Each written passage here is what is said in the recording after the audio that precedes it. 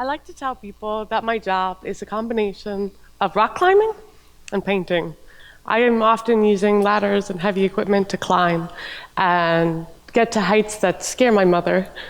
It's kind of a crazy job to have, but it does give me a unique ability to use my voice in a pretty powerful medium.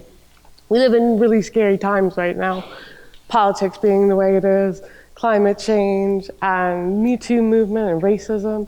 But art has always been a way to assuage those fears and create hope.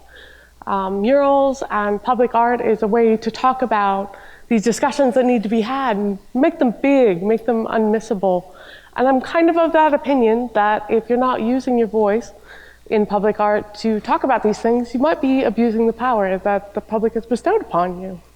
I've had a couple opportunities recently to use my voice to talk about issues that matter to me.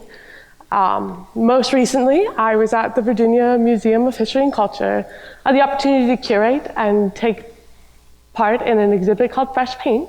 And what that was is we handed a book to 10 artists, including myself, and we said, go through all these objects from Virginia's past and pick something that inspires you to talk about, to create a mural about. So I did that. I said, this is a great opportunity to use my voice. So I went through and I'm looking for things that inspire, what I'm interested in today, which is women's empowerment, minority rights. And I didn't find a ton at first until I got to the modern section, and I found one of those pink pussycat hats from the Women's March on Washington, and I thought, I can use this. I can really use this to talk about what I want to talk about. So I started going back and look at women's role throughout the Commonwealth, and I found that women have had a lot to do with social change in ways that we don't really talk about all the time. In the middle of my mural is an abolitionist by the name of Elizabeth Keckley. She was born not too far away from here in Dinwiddie County. She was a very talented seamstress, and she bought her own freedom and fled north. She's very well known as the confidant for Mary Todd Lincoln and in the Lincoln White House, but people don't always know that she was also an author, which was really crazy impressive in those days. And she also helped establish a fund for escape contraband, which meant that she provided money to escapes fleeing north to freedom. Next to her is a woman named Adele Clark, and Adele Clark was a Richmonder, and she headed the Suffrage League of Virginia. She fought tirelessly for women to have the right to vote, and she was successful.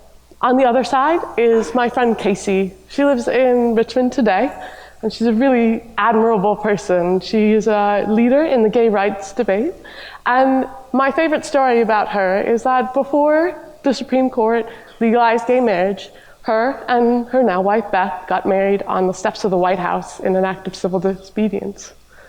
All of these women were chosen for not only things that they did in their life, but as stand-ins for women today, so that they might inspire women today to like action. They are all depicted in black and white to show the timelessness of a woman's power to change things.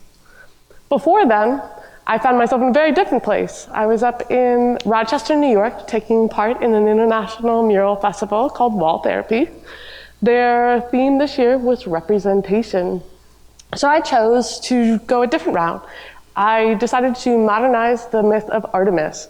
Artemis was the Greek goddess of both the hunt, but also of childbirth. So she's got this duality, and I thought this is a wonderful stand-in for women's empowerment. To work on this myth, I called my friend Alyssa, who is an amazing human being, and she's got this great red hair that would look great against a lush green background. And she understands the importance of women helping women in this day and age. But most importantly, she was totally cool with me calling her and saying, do you have antlers? Because I need you to run around in the woods and pretend to be a Greek goddess. And she was absolutely fine with that, thank goodness. Within those antlers in the final mural, you will find a full life cycle of a bird. And that was done to show the power of a woman's body and your control over it. While I was putting this together, the organizers called me and said, hey, I have a really weird question. Would you have a problem with protesters? We're thinking about putting you in the parking lot of a Planned Parenthood. And I actually jumped at that. I said, this is perfect for what I'm working on. Because I believe that public art is not only about what you're painting, but where you're painting it. So in this context, in the middle of Planned Parenthood, the mural took on another meaning, which was about really the importance of the access to women's health. That mural is there still, and after I had realized that I was going to be there, I had added 2 white egrets on the side as a guardian. And I like to think that she's there guarding these patients going through a line of protesters that are calling them all sorts of names on a day that's probably not the best day in their life. And I hope that she's looking out for them, but also that I hope that those patients are looking up and seeing that mural, and maybe that mural is changing their day a little bit for the positive. I paint a lot of birds. This year, I've painted birds in New York and Pittsburgh and all over Richmond. And I do this for a reason. I'm deaf. I was not born deaf. I lip read, and I'm deaf in one ear, about 30% in the other. And it happened really slowly to me. In small increments, I lost it, and it was almost imperceivable at first. About 10 years ago, I realized that I couldn't hear the birds anymore. They were completely gone. And that's how I kind of realized that this was happening to me. So I paint birds as a reminder to myself to not take things for granted, but also as a symbol for resilience, because if I can get through this, I can get through anything. So I'm using these murals as a way to use my voice for good. Thank you.